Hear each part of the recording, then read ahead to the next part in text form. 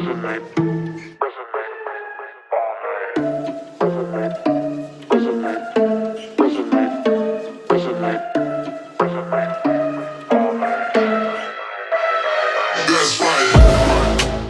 everybody. Welcome Talk That Talk movie reviews. I'm joined by my co-host Alex and Kia, and in our very first episode, we are going to be reviewing Ghostbusters: Frozen Empire.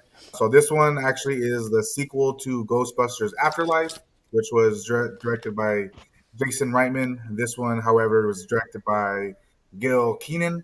You have a lot of returning characters coming out in this one again, but yeah, if we want to just hop right into the reviews.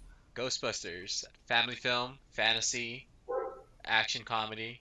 Definitely gives the Ghostbusters vibes. Shout out to original director Ivan, R.I.P. They at the end they did the acknowledgement of him, and I think this movie was more of honoring his franchise because it honored a lot of the themes and the characters that were in the first film, the first two films, and then they brought it into this movie. But obviously bringing new characters into the mix and trying to just reflect that even though there's a different time, they still could experience the same thing. Right, right, which I thought was really cool. I had seen that, noticed that at the end, and I was like, oh, R.I.P. Ivan. I didn't I even. think that this film kind of does play off of a lot of is I think it feeds more into the nostalgia than I think the first one did. It I really does. enjoyed Afterlife. Like I think it was a really well put together movie. Whereas in this one, I feel like there was a lot of things that they tried that weren't necessarily landing. Like there was a lot of jokes in the beginning from like I thought they kind of reduced Paul Rudd's character to kind of being like the slapstick comedy type of person in the beginning, and a lot of his stuff kind of wasn't really landing, at least for me. I felt like the beginning pace of it was really slow. Not until they still got the orb into the new Ghostbusters headquarters when they started like doing the research on it and everything. That's when I felt that the movie kind of picked up and kind of found its pace. And this one too, I feel like outside of them trying to force Phoebe, the younger girl, I feel like they kind of just try to shoehorn her into being like the main character. And there's a lot of things that they kind of were just like skipping over as far as like character development and everything else. Right, I agree. I definitely felt that way about Paul Rudd. All I kept thinking the whole time was poor Paul. Yeah. They're really putting this on his shoulders and giving him kind of like these one liners that are just like kind of cringe. Kind of going back to what Alex said, right there, this was a family centric movie, and I think they try to play into that a little too much with him dating the mom now and trying to find his footing as is he the stepdad, is he the friend, how is Right. he supposed to work, how's that dynamic supposed to work. But a lot of it I felt was just a lot of mistimed jokes and ill placed, just I don't know, like the whole first half of that movie was just things that they were trying out that didn't work, or maybe they had other scenes that maybe just got cut out of the movie and just make the movie feel totally unhinged from like the very beginning. Right. Because there are definitely a lot of holes in it, right? Because even, what's his name? Is it Finn? The Oh kid yeah, so in the movie, yeah, from. his name's Trevor. Yeah, Trevor. Yeah, I felt like his character was even kind of like, it was. It was Pushed almost off. like, I don't know, like they kind of like shoved it to the back.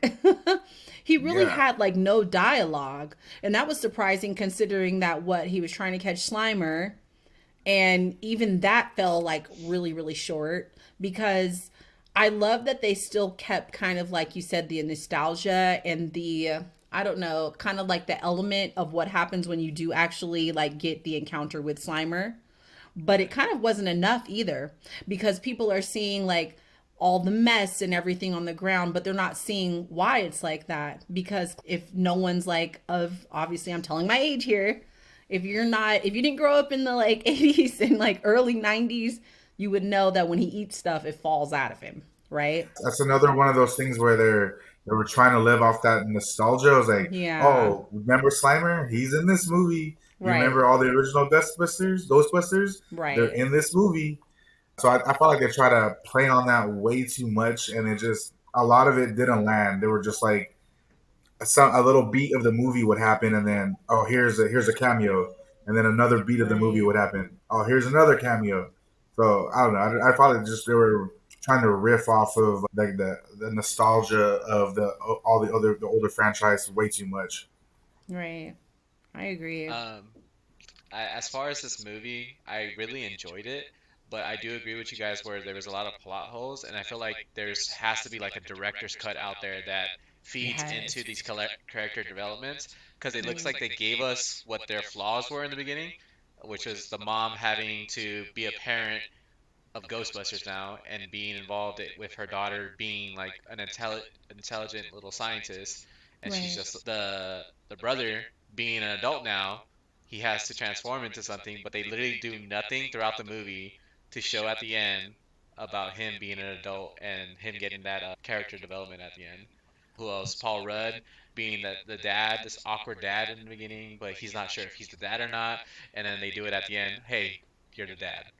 So it's like Right. Which I feel like was really unearned too, because yeah, I feel like they had like one moment of him like kind of being the parent when he was like, yeah. "Hey, you need to kind of realize what we're doing for you," and then Right. automatically at the end she's like, "Dad," I mean, not dad, you know. So I don't know. It was I felt like it Right. was very unearned. Like, why would you give it to him and then you took it away? Okay. Yeah, yeah. I don't That know. It was was weird. I also thought, like, not to get too, I also want to kind of like, I don't want to get too like political and get all into the politics, but I definitely thought that the interaction between what was it? It was McKenna, she's Phoebe, her mhm. character, and then the ghost.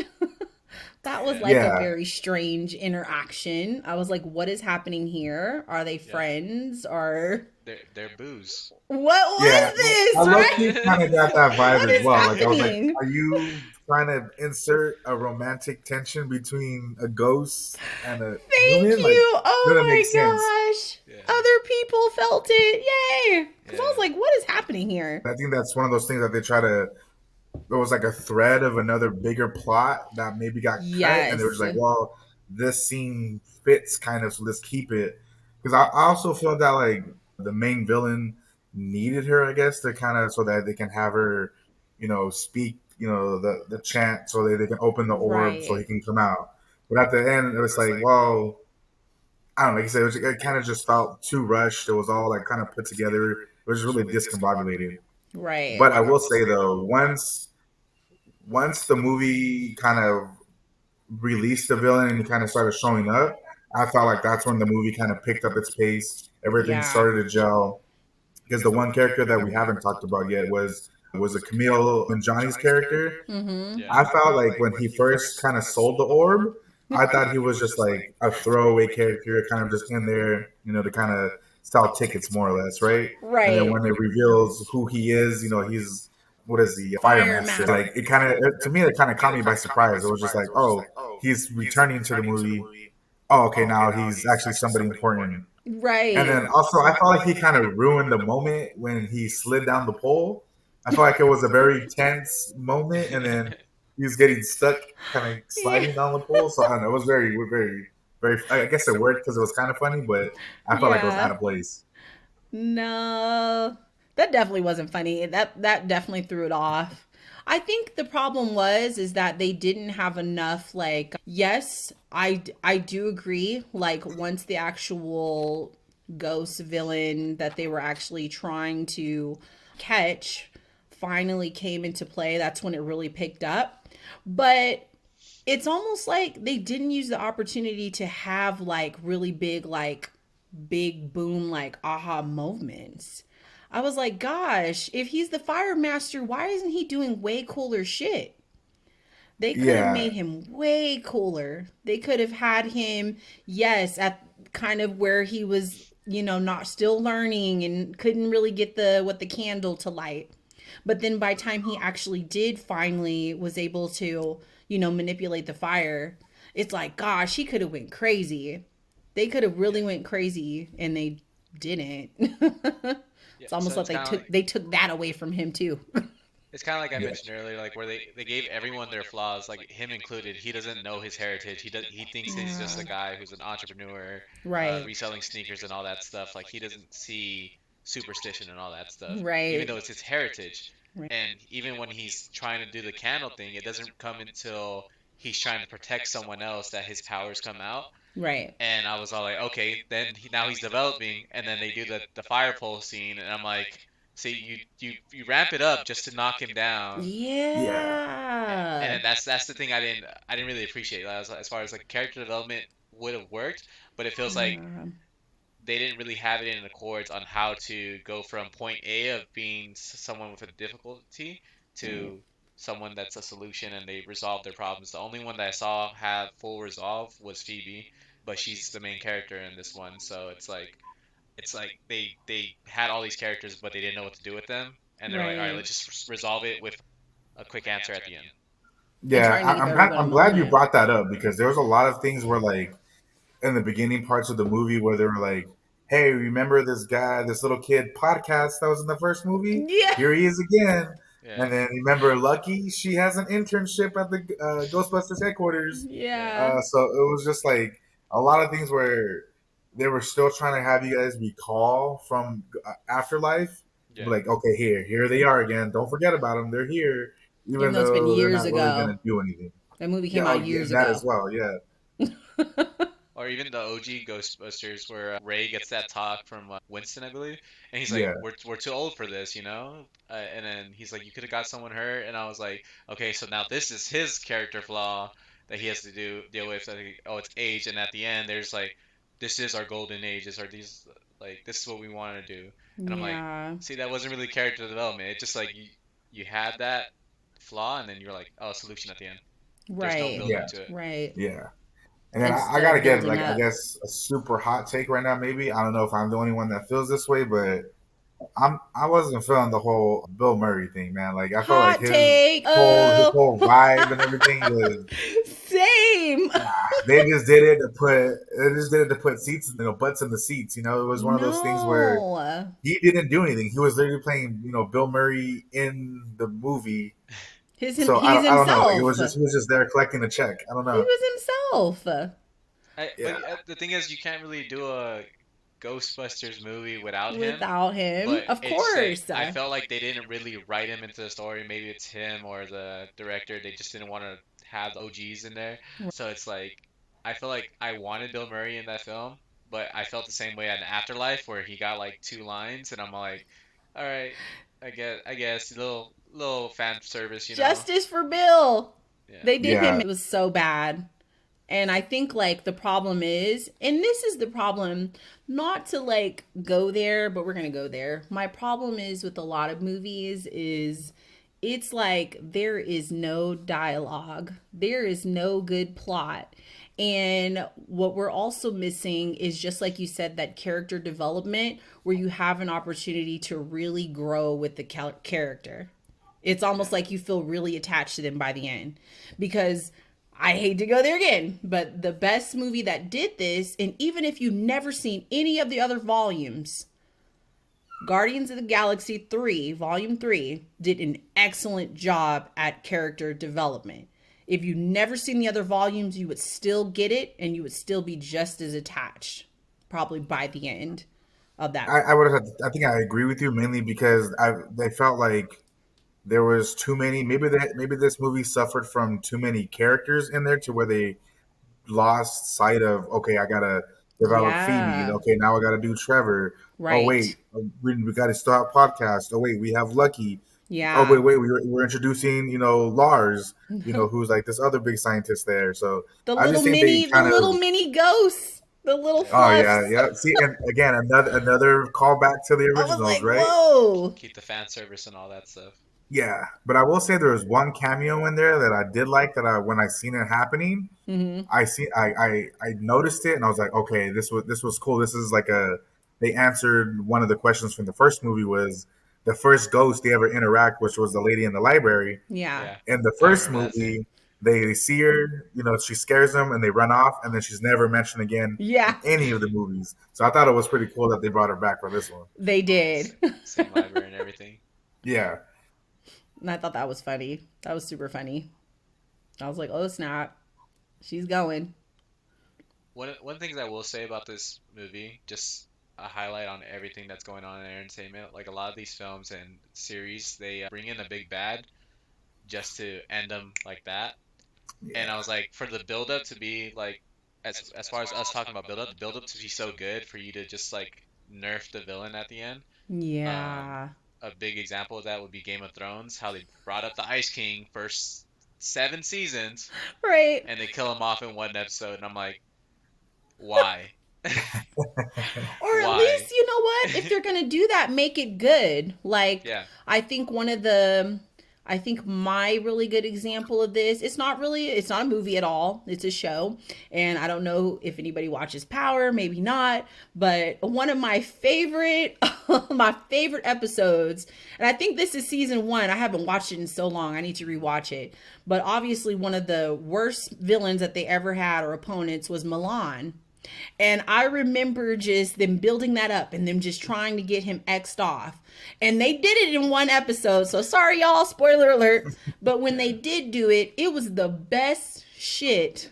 It was something I didn't even see coming. Cause he was built up to where it was almost like he was untouchable. And that's what I love about movies like or certain movies like that have those elements where it's like they build up. It's like we're trying to get this person, even if they do X them off in that 30 seconds of a scene, at least it's worth it. Like think about Kill Bill. Think about how long it took, Beatrix Kiddo to kill yeah, these people in what, a matter of minutes, but even when it happened, Quentin did a very good job on making it good, making it so good that you wanted her to fucking do it, right? Like you Yeah. really, really wanted it, you know. So that it was underwhelming. Yeah, I think that's where they went wrong. Was that like I felt that they didn't give the villain the time to breathe. They were like, okay, Yeah, this orb is housing a really powerful, ghost spirit that right. it's the strongest that we've ever encountered. Okay, you got to wait for it to come out, and then it comes out, Right. and then it's like, oh, what did it do? It didn't really do anything because it had like when Phoebe was, in her, astral projection form or whatever, her spirit was out, Right. it didn't do anything to her. Like her timer went off, and then boom, right back in her body, and Right. then he leaves, and then it shows like this big climax that was in like the trailer, going from like the ocean across all across New York, but really it didn't really do the villain never did anything. He showed up to like the fire department and then died. And his history was even kind of a little poor, right? Like I'm trying to figure out where did this frozen power come from? We just Yeah, getting spikes out of nowhere and everything's freezing, but where does this come from? I know that they did like a brief like rundown. It was like the quickest like synopsis that they could throw together yeah. just for the sake of putting it in the movie. But I was like, it would have been cool even like how they started it. It would have been better to have actually seen the villain, get that first little peek and see how he actually uses, his frozen abilities versus just we see a whole bunch of frozen people in the beginning. What is happening? We don't really get why. The next thing you know, you just see a person. I didn't even know that was Homeboy's grandma. How we yeah, know yeah, this? yeah, Where's that story? She just holding a little orb Yeah. yeah. and it's Like, cold. yeah, I felt like there was just so many. Yeah, there was just too many things that they, I guess, try to put together that they just end up Yeah. dropping the ball on, and they had no explanation to it at all. What's the runtime on this movie? An hour and 55 with credits, I Wow. think. Wow. I'm going to be honest. I mean, I'll give it this. Even though, like, it had a lot of holes, it did hold my attention long enough for me to, like, watch it, though. Surprisingly. Like, that kind of time, and that's kind of a long time, that it didn't really feel like that. Yeah, I I felt like will it give had it like that. the pacing. I mean, besides the first 25, 30 minutes of it, maybe, Yeah. which were kind of slower for It's me. slow. Yeah, but once they kind of, like I said, introduce that orb and kind of get everything going, it kind of pace picks up, and that's where things kind of start landing for me. And I felt like the ending, at least for me, the third act, kind of saved the whole movie. Right. And I think the sad part about it, I want to throw in, because people are probably, when they do watch this movie, they're going to be like, wow, this is slow. Because, yes, what is supposed to be interesting at the beginning, them being Ghostbusters, it's actually slow. And it's actually Yeah, really, really underwhelming. I kind of wanted it to be over because it was just kind of like, oh gosh, especially when they did that whole like, it's just the predictability. Like, don't use the chair. Don't you open that door. You know she's going to open the door. You know she's Yeah, going to use the chair. It's not as cool as it was when they first did Afterlife. You know what I mean? When they discovered yeah, everything. It just, it wasn't as cool anymore. It was kind of like recycling like yeah. the old tricks yeah, when there could have been more. If this is supposed to be modern day, right? Then, and they have all these really brilliant minds, why didn't you guys give the Ghostbusters more tricks? Better yeah, tricks. yeah. Like the only thing that they knew that they added was The that drone thing. the drone thing, and that was it. Yeah. And that was what, like well into like what? Like years later, if we're really going off like time here, right? Cuz I didn't even I knew that the first one came out in the 80s, but again, show my age here, guys. Ignore this. But I was young. I was like, I don't know, like 5 when I watched Ghostbusters for the first time. I didn't even know that it came out before I was born. So, again, age showing here. If we're talking about 40 years later, y'all, they just now creating it's a drone. Yeah, And then it took them at the end of this movie to figure out a better way to actually catch the ghosts, to be that big old toaster thing. Yeah. yeah, Like, why? Like, I really don't understand. Like, I love nostalgia, don't get me wrong, and I love the meshing of old worlds and new worlds. I'm not that we're talking about this movie, but I will tell you one movie that did a horrible job at this: Jurassic Park. No, Yeah. I hated that. That last one, trash. I can't even believe they got us all excited for that like that. We're like, yes, we're getting the OG. Like, and this was kind of like a letdown like that. Because I think yeah, that they had a big opportunity to merge the new and the old worlds together in a really brilliant way. Especially if everybody's all like brilliant and have their own talents. It's like, what happened? It's like we said earlier, like they're trying to mesh the fan service with the new age stars, Right. trying to develop a new storyline. But what I felt like it was more like a copy and paste. It's like copy it, but Yep. make sure you change up some words. So it's like they had the government issue, they had the containment issue, they had the big Right. bad coming through. So it's like the similar aspect of the first two movies brought into this one, and then just trying to honor Ivan, the original director, and doing so much that you're falling short on delivering a amazing movie. You had a good opportunity with Afterlife. I thought Afterlife was really really well put and well delivered, Right. except for the ending scene, but that's another review. And then this one was just like, all right, you're giving us that little exposition in the beginning of Right. how they're doing, how they're developing, what's their new problems, and then you're doing fan service, fan service, fan service, fan service, Right. and then you're like, wait, what about all these problems? Oh yeah, let's just fix it at the end. And so Yeah. now we have all these solutions, and like we don't get that aspect. And then the only thing that saved it was like for Ivan at the end. And I was like, all right, I'll respect that. I'll respect this movie because you said it's for the original director, and we're doing this movie for the director and not for us. Right. Right. yeah, And I think even then, like, it was like, what's their new problems? And there wasn't any. yeah. That was the problem. Yeah. So before we get into the scoring of the movie, what we give it, one question for both of you. So I'll start with Alex. But do you guys think they get a third movie, or do you think it ends here? I believe they can. Hollywood could milk any series if they really wanted to. Yeah. I believe with the Ghostbusters, as far as this one, they could make up anything they want. They haven't explored Egypt. They haven't explored aliens even, like get extra sci-fi with it. Alien ghosts, like you could Mhm. do everything you want in Hollywood. But yeah, I think that there's potential for them to have another movie. Do I want them to make another movie? No, but am I gonna go watch it? Probably, you know. Probably.